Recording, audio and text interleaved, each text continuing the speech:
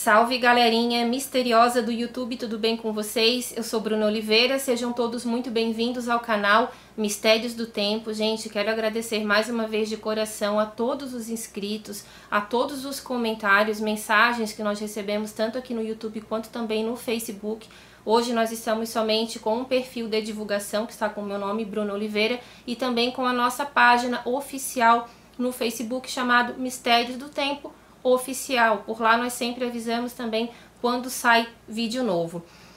Gente, hoje nós vamos falar sobre, vamos ter um papo muito sinistro, medieval e assombrado do jeito que nós gostamos, é claro. Vamos falar sobre um castelo na Itália chamado Castelo di Sorso. Ele mais parece uma mansão, mas ele tem essa classificação. O personagem central dessa história foi um soldado, um capitão de guerras conhecido pelo codinome de Baldacchio Bruni.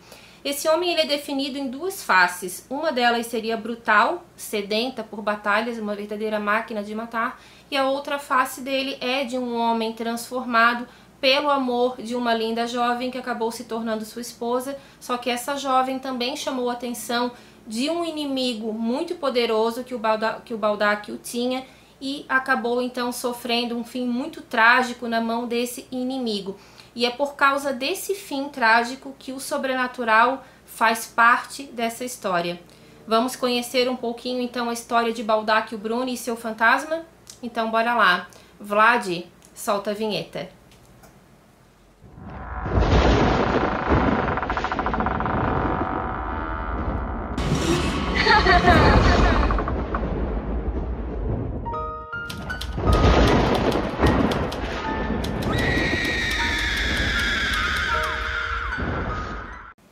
O Castelo di Sorso é o local onde o fantasma de Baldacchio é mais relatado. Esse monumento histórico é uma pequena fortaleza localizada em San Lorenzo, na província de Arezzo, na Itália.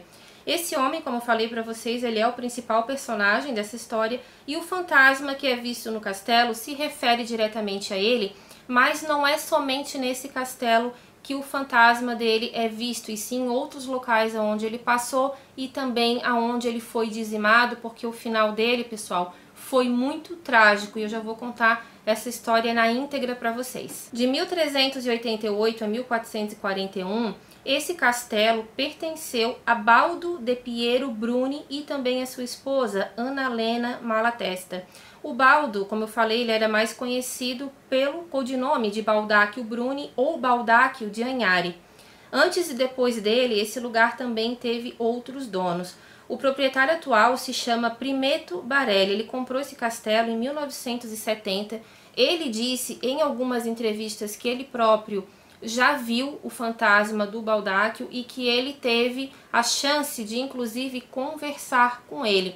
Muitas pessoas não acreditam nessa história, porém outras que acreditam na mediunidade, sabem que esse tipo de contato muitas vezes pode ser possível, apoiaram o que ele colocou. Ele disse que na verdade ele comprou esse castelo a pedido desse espírito que falou para ele que ele comprando essa propriedade, ele ficaria descansado porque uma antiga tradição iria ser cumprida. Só que essa tradição, gente, não foi dita pelo novo proprietário e eu também não consegui entender que tipo de tradição seria essa, se eles têm algum parentesco de sangue já muito distante, porque essa história é medieval, mas talvez seja isso, só que eu não consegui encontrar nada. Se alguém souber de algum detalhe envolvendo essa tradição, por favor, deixa aqui para mim nos comentários. Falando um pouquinho então sobre o Baldacchio, ele era filho de uma mulher chamada Assunta e de um homem chamado Piero di Vanoni Bruni. Ele nasceu em Agnari há cerca do ano de 1400. Porém, os pesquisadores históricos, arqueólogos que vasculham aquela região, falam que na verdade ele teria nascido no final de 1300. Então, gente, é uma história realmente muito antiga, pode ser que tenha algumas lacunas ali que não se encaixem muito bem, só que nós fizemos uma pesquisa bem detalhada e olha que foi uma pesquisa bastante árdua, porque não tem muitos documentários falando sobre esse homem e sobre a história desse lugar. O Baldacchio, desde muito cedo, eu não sei se ele tinha mais irmãos, não consegui coletar uma informação muito precisa nisso. Eu acredito que talvez ele não tenha tido porque não é mencionado em nenhuma fonte, é mencionado somente os pais e o nome dele. por volta ali de 1420, quando ele já tinha aproximadamente 20 anos, um pouco mais talvez, ou um pouco menos, a gente não sabe, ele já dava bastante dor de cabeça para os pais, porque ele sempre foi considerado um homem com temperamento muito forte.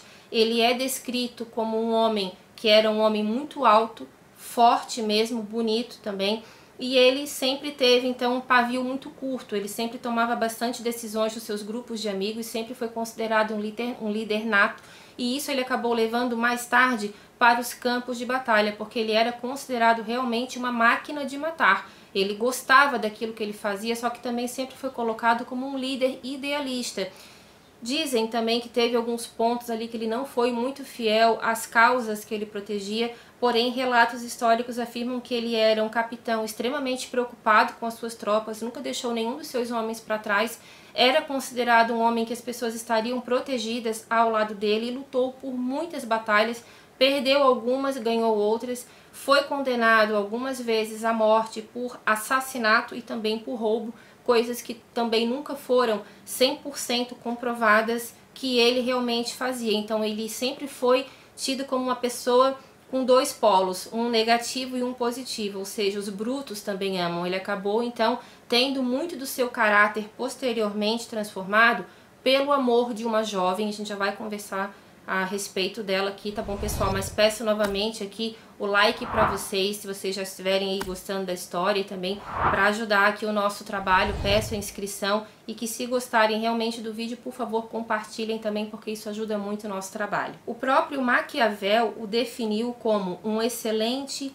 homem de guerra. Ele era tido realmente como uma pessoa aventureira, né, sedenta por essas batalhas, mas também era considerado um soldado de muito caráter quando era para proteger a sua causa e também os homens que ele tinha então sob o seu comando. Era um homem muito misterioso desde aquela época, talvez por isso já chamou também bastante a atenção dessa jovem que acabou se apaixonando por ele. O nome dela era Ana Helena Malatesta, cerca de 17 a 20 anos mais jovem do que ele, e também era considerada o oposto. Muitos pretendentes dela na época não aceitaram ela ter se apaixonado justamente por um homem considerado tão brutal, mas que acabou demonstrando também ser uma pessoa muito apaixonada pela sua esposa, e ela ajudou muito ele a conseguir então se manter um pouco mais sereno, um pouco mais calmo, e também ser visto ali como um homem bondoso. Então ela conseguiu fazer isso com ele também, e é isso tudo, gente, que torna essa história ainda mais interessante. É uma Bela e a Fera real, né, italiana, da era medieval. Em 1424, o Baldacchio ele lutou na Batalha de Zagonara como aliado de Carlo Malatesta II e foi novamente condenado à morte em 1426 por acusação de assalto, mas ele conseguiu escapar ileso disso tudo. O pai dele também tinha uma posição muito privilegiada na Itália, ele era procurador da República, então talvez por isso ele também tenha escapado ileso de muitas acusações. Depois de tantas lutas, ele foi então nomeado por Francesco Sforza em abril de 1437 como capitão do exército florentino.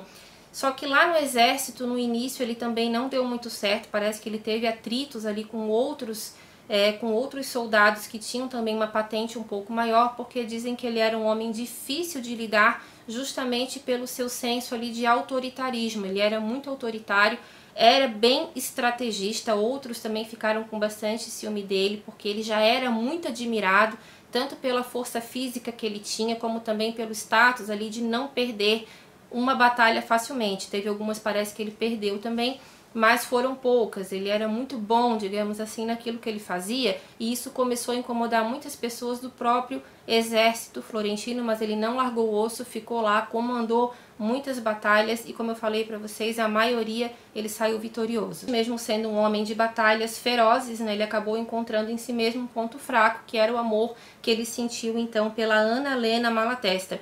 Essa moça, ela também teve um início de vida ali bem complicado. Ela nasceu em 1416. A princípio ela era filha única e a condessa de Orsini, que era a mãe dela, faleceu quando ela deu à luz a Ana Helena.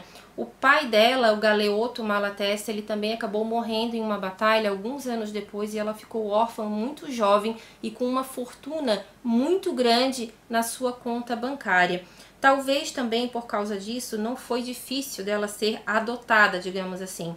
Um homem chamado Cosimo de Médici, que era banqueiro e um político bem importante da região na época, acabou adotando a Ana Helena junto com a esposa dele, que se chamava Contessina de Bardi. E eles lhe deram, parece até então, bastante carinho e uma educação muito requintada. A Ana Helena, ela é descrita pelos historiadores como uma mulher extremamente bonita, e isso baseado em relatos, até parece que documentado, a respeito de uma beleza que ultrapassava fronteiras. Não é aquela velha história, era uma linda mulher, não. Dizem que realmente, fisicamente, ela tinha uma beleza que chamava muita atenção de líderes do mundo todo que pediam a mão dela em casamento para o Cosimo de Médici, que estava então no lugar de seu pai e que ela respeitava bastante, mas ela sempre negava esses pretendentes porque ela falava que ela só iria se casar por amor, e assim foi feito. Ela não aceitou nenhuma pressão para que ela se casasse com um homem que ela não quisesse. E isso chamava muito atenção porque ela era vista como uma mulher muito doce, uma pessoa muito encantadora, mas também que tinha na sua educação, nunca passando disso, uma mulher extremamente decidida naquilo que ela queria. Eles então acabaram se conhecendo, conversaram, decidiram então se casar. Não demorou muito para que esse pedido fosse feito para o Cosimo e ele acabou então aceitando. No ano de 1439, eles então se casaram numa cerimônia solene na Basílica de São Lourenço. Como dote, os condes deram a Ana Helena o Palácio da Via Romana. Eles moraram lá durante algum tempo, mas logo depois eles também adquiriram o Castelo de Sorce, que era um local onde eles gostavam mais de ficar. Passaram muitos anos morando ali com seu único filho, chamado Guido Antônio. Eles só tiveram esse menino e eles passaram muito tempo lá, eram muito felizes. A felicidade deles também começou a incomodar muitos inimigos, principalmente inimigos que queriam a mão da Ana Helena e não conseguiram. Talvez seja por isso, por ele ter vivido tantos momentos felizes com a esposa dentro desse castelo, que mais parece, na verdade, um casarão, como eu falei para vocês, mas ele tem essa classificação de castelo. Talvez seja por isso que o fantasma dele é visto com muita frequência nesse local. Na época que o Baldacchio casou com Ana Helena, ele já era muito bem visto, na verdade. Como eu falei, ele tinha esses dois polos, mas ele era mais querido do que odiado. Quem odiava ele, na verdade, eram políticos, que tinham perdido as suas guerras, muito também devido à força e à inteligência desse homem e também aos outros soldados, é claro, mas o povo em si gostava bastante do Baldacchio. Tanto é que quando ele se casou com Ana Helena, todos os julgamentos que ele já havia passado, condenações que ele tinha sofrido, foram simplesmente apagadas dos registros, policiais, digamos assim. Então ele não devia mais nada para ninguém e o povo estava ao seu lado. Eles viveram muito felizes juntos, o Baldacchio junto com a Ana Helena, com o seu único filho. Só que com o passar do tempo, um homem chamado Bartolomeu Orlandin, que já tinha uma rixa muito grande com o Baldacchio, porque o Baldacchio, como eu falei para vocês, ele era um capitão de guerras conhecido por nunca abandonar um soldado. Ele nunca deixou um homem para trás que precisasse da ajuda dele, então ele era muito admirado por isso. E o Baldacchio então fazia algumas acusações políticas em cima do Bartolomeu, que também era uma espécie de tenente, na época também tinha uma patente oficial, digamos assim, era um homem da lei, era conhecido, mas ele não era bem visto pelos seus soldados, justamente por ser um capitão que abandonava os seus, a própria sorte. E o Baldacchio então ficou sabendo disso e começou a fazer uma grande política contra esse homem e também tinha o apoio da população. Isso enfureceu muito Bartolomeu. Só que num determinado período eles participaram de algumas celebrações, digamos assim, públicas, e esse homem então acabou se encantando por quem? Justamente pela esposa do seu maior inimigo, a Ana Helena. Esse homem chegou, segundo algumas fontes falam, ele teve o atrevimento de chegar próximo a ela e de fazer uma proposta romântica que obviamente foi negada.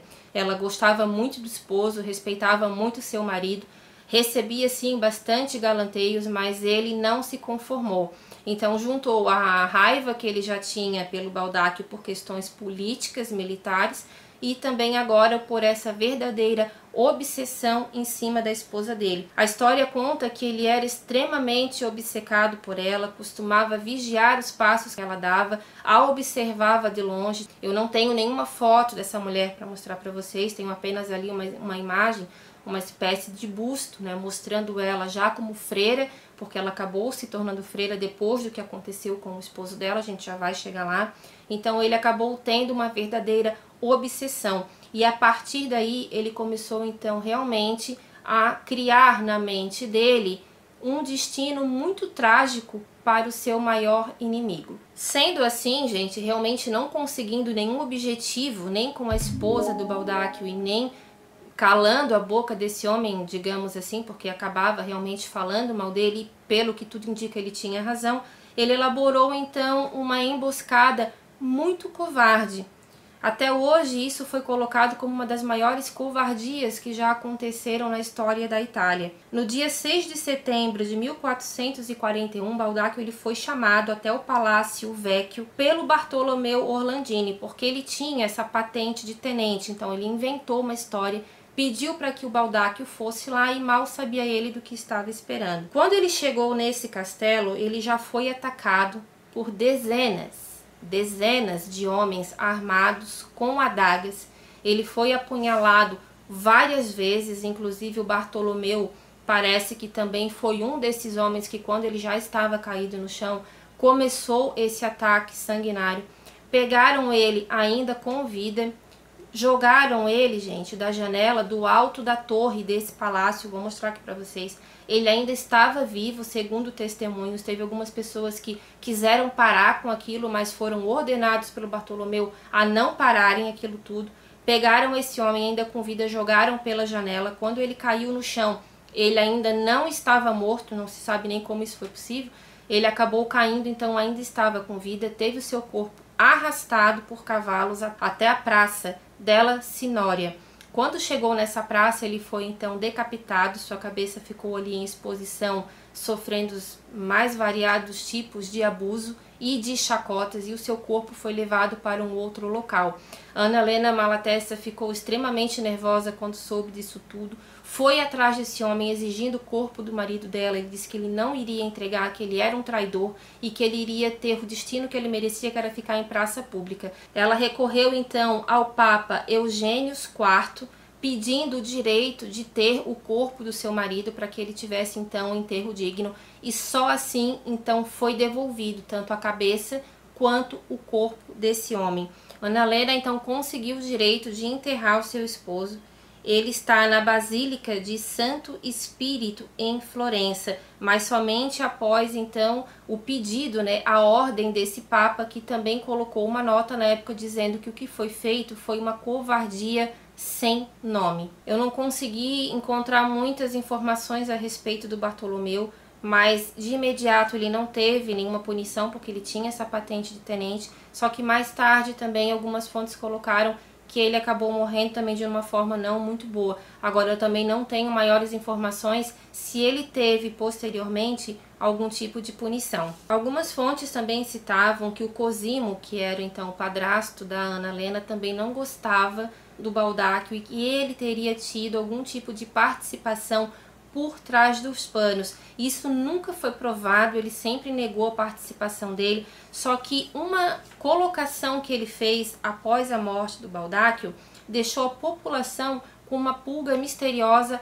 atrás da orelha. Ele teria dito o seguinte: um inimigo que cai em uma torre não faz muito bem, mas também não pode doer. E isso parece que deixou a Anna Helena também com uma mágoa muito grande desse homem. Ela também nunca conseguiu acreditar 100% na sua inocência. Anna Helena, ela ficou viúva muito jovem, porque quando o Baldáquio morreu, ela tinha apenas 25 anos de idade. Choveu pretendentes para cima dessa mulher e ela disse que ela nunca mais iria se casar. Alguns anos depois, então, em 1450, o seu único filho, né, o Guido Antônio, ele acabou morrendo também muito jovem tá? Por causa de uma doença até então desconhecida. Só que algumas fontes também falaram que teria sido de peste. Assim que o filho então morreu, Ana Helena ela pegou a sua propriedade e transformou em um convento. Ela acabou se tornando, gente, uma freira. Até o nome que foi colocado ali para a posição dela, para a classificação dela na religião, foi uma terciária dominicana. E ela acabou morrendo no dia 3 de março de 1491. A casa onde ela vivia, que acabou se tornando um convento, foi demolida, só que depois, mais tarde, foi comprado e uma parte desse terreno, que era onde ficava esse antigo convento, foi construída uma nova casa, que hoje é um hotel e também um restaurante chamado Casa de Ana Helena. A história dessa mulher também é transmitida por Nicolau Maquiavel em suas Histórias Florentinas, publicada póstumamente em 1532. Agora, falando sobre a parte sobrenatural dessa história, foi importante ter contado para vocês tudo o que aconteceu na vida dessas pessoas, gente,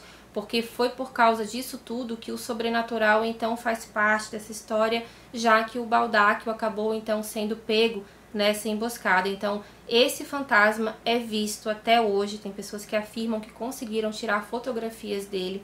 Eu vou mostrar aqui depois para vocês uma fotografia que foi tirado por um casal de namorados e que muitos pesquisadores falam que é do Baldáquio. Mas os locais onde ele costuma ser visto são o Castelo de Sorce, que era onde ele passou mais tempo com a sua esposa Ana Helena, que ele amava muito. Também a Praça della Signoria, que foi aonde ele teve aquele fim trágico, onde teve a sua decapitação. E também o Palácio Vecchio, que é onde ele sofreu, então, aquela emboscada covarde, onde ele recebeu aquelas apunhaladas e foi então jogado pela janela da torre. No Castelo de Sorce tem uma armadura que teria sim pertencido ao Baldáquio. Essa armadura, gente, ela é uma das peças consideradas com mais atividade paranormal. Muitas pessoas costumam dizer que estão passando pelos corredores, porque esse local hoje ele é um grande restaurante e também tem alguns quartos que são alugados como pensão. Então, assim, não é um hotel muito grande, ele, pelo que eu entendi ali, ele é mais voltado para a parte do restaurante, mas tem alguns quartos ali onde as pessoas também podem se hospedar. Então, esses hóspedes falam que já escutaram, funcionários também do restaurante dizem que já estão acostumados, mas que no começo passaram trabalho para realmente conseguir ficar nesse emprego. Muita gente não ficava. Eles dizem que essa armadura se mexe sozinha, que ela fica em posições diferentes e que, como ela é uma peça muito antiga, ela faz alguns barulhos ali como se ela estivesse enferrujada e alguém estivesse então movimentando algumas partes dessa armadura. Só que no momento que eles vão entrar na sala, não tem absolutamente ninguém. Alguns pesquisadores também mais tarde comprovaram barulhos dentro dessa casa, aonde eles disseram que sim, que pode ter alguma ligação, alguma fonte ali, uma entidade muito ligada àquela armadura e que sim, que ela realmente se mexe sozinha. Nesse castelo, gente, antes do Baldáquio morar nele com Ana Helena, ele já tinha pertencido a outras famílias. E no subsolo desse local existe uma masmorra. E tem peças ali dentro que são muito conservadas da época medieval, inclusive algumas partes do chão desse local e também alguns equipamentos de tortura. Então, nesse lugar também é sentido uma grande energia negativa. Vultos são vistos por ali, sombras que ficam espreitando pelas paredes, é isso mesmo, dizem que é isso que acontece. Passos também são escutados nesse lugar e no momento em que as pessoas vão ver se tem algum hóspede, algum turista ali dentro, não há absolutamente ninguém. Em 2019, uma equipe chamada Ghost Hunters Roma esteve nesse local fazendo algumas análises e, segundo eles, foi tido sim coleta de material suficiente para que eles comprovassem que esse lugar é extremamente assombrado. Eles não garantiram exatamente quem está ali dentro, não quer dizer que seja o Baldáquio, porque outras pessoas também passaram por ali. E assim, gente, um local onde tem uma masmorra, provavelmente coisas não muito boas eram feitas ali, porque equipamentos de tortura ainda existem nesse local. Então, nesse ano 2019, essa equipe divulgou uma foto que foi passada por análise e não há até o momento comprovação que algo tenha sido colocado ali por Photoshop. Eu vou mostrar aqui para vocês essa foto. Se vocês perceberem, há uma mulher loira no salão, atrás dela tem um espelho, e nesse espelho então tem a imagem do que seria de uma mulher com roupas de época. Essa mulher não estava na sala naquele momento, algumas pessoas falaram se de repente poderia ser a mulher que estava na frente do espelho, mas a equipe falou que não é, e realmente a cor do cabelo é diferente, a impressão que dá é que essa mulher do espelho tem uma espécie de trança no cabelo dela e a outra mulher está com o cabelo solto e é bem mais claro do que o cabelo da mulher do espelho. Então essa foto foi passada por análise e foi comprovado que não há nenhuma manipulação ali. Eles também disseram que um grito feminino e palavras confusas foram escutados nos corredores, como se esse som viesse do pátio interno do castelo, porque ele tem um pátio interno para depois então ter a região ali onde eram os jardins. Só que a princípio eu não tenho esse som aqui para mostrar para vocês, mas esses pesquisadores falaram que sim, que eles conseguiram captar esse tipo de sussurro bem confuso vindo do pátio interno desse castelo. Essa equipe também ela ganhou autorização para passar uma noite nesse local, então eles espalharam câmeras ali por dentro e também microfones que conseguiam pegar todo o som envolvendo ali uma parte grande desse castelo. Então teve um relato dessa equipe que falou que esse microfone conseguiu captar algumas vozes e também alguns sons. Eles falaram que conseguiram então captar sons que vinham de uma escada, que todo mundo fala que essa escada, eles têm sempre a sensação que tem alguém subindo e descendo e não há ninguém. Então essa escada do Castelo de Source também é considerado um dos locais internos mais assombrados desse lugar. E assim, gente, esse som parece que sim, foi captado por essa equipe no ano de 2019, que eles falaram que também escutaram passos na escada e não havia ninguém. Eles também fizeram algumas perguntas dentro de uma igreja adjacente ao Castelo de Source. Foi feita uma pergunta ali dentro e foi então captado uma voz. Essa pergunta teria dito o seguinte: há alguém aqui comigo?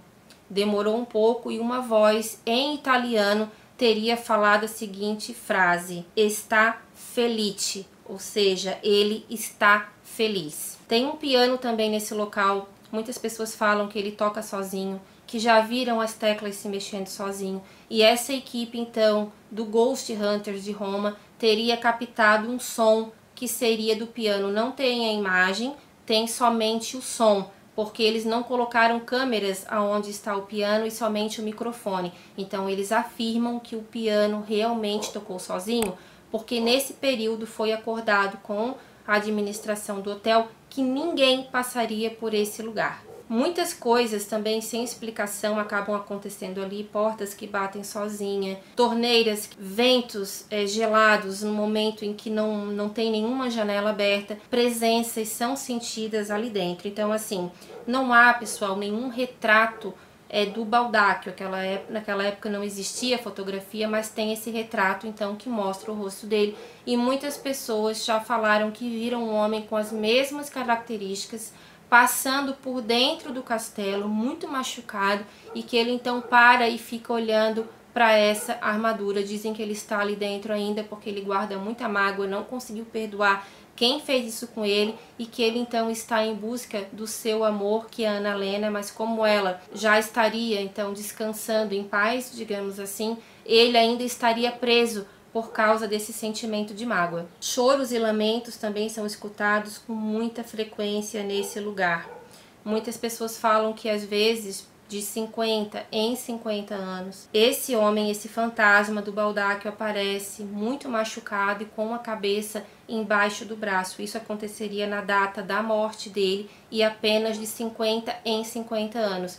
Nos demais dias onde ele foi visto, as pessoas falam que ele anda então muito machucado, mas que ele não estaria então com essa aparência, né, que ele acabou ficando após a sua morte. Um homem também chamado Amos Cartabia, ele é guia do hotel ali, né, desse castelo, e ele também é escritor. Ele falou que ele não acreditava muito no sobrenatural até ele começar a trabalhar ali dentro. Ele tirou uma foto também em 2019. Essa foto, quando eu vi, eu fiquei um pouco na dúvida porque eu achei a imagem muito branca. Ele disse que conseguiu captar então esse vulto branco no espelho do guarda-roupa de um dos quartos. Ele teve essa atitude de tirar foto porque ele falou que estava ali organizando alguns materiais e ele sentiu uma presença e acabou tirando várias fotografias do ambiente e acabou então se revelando depois essa figura. Eu não sei se alguma pesquisa, gente, foi feita nessa fotografia, eu não sei se ela foi realmente comprovada que não teve manipulação, mas como ele é um homem que trabalha no hotel e que garante que aquilo ali é verdadeiro, eu vou deixar aqui para vocês no vídeo e vocês, por favor, coloquem aqui a sua opinião, o que vocês acham dessa fotografia. Em 2001, um casal de namorados tirou uma foto do alto da Praça Michelangelo, que fica ali anexo, né, à Praça della Signoria, que foi onde o Baldacchio foi decapitado.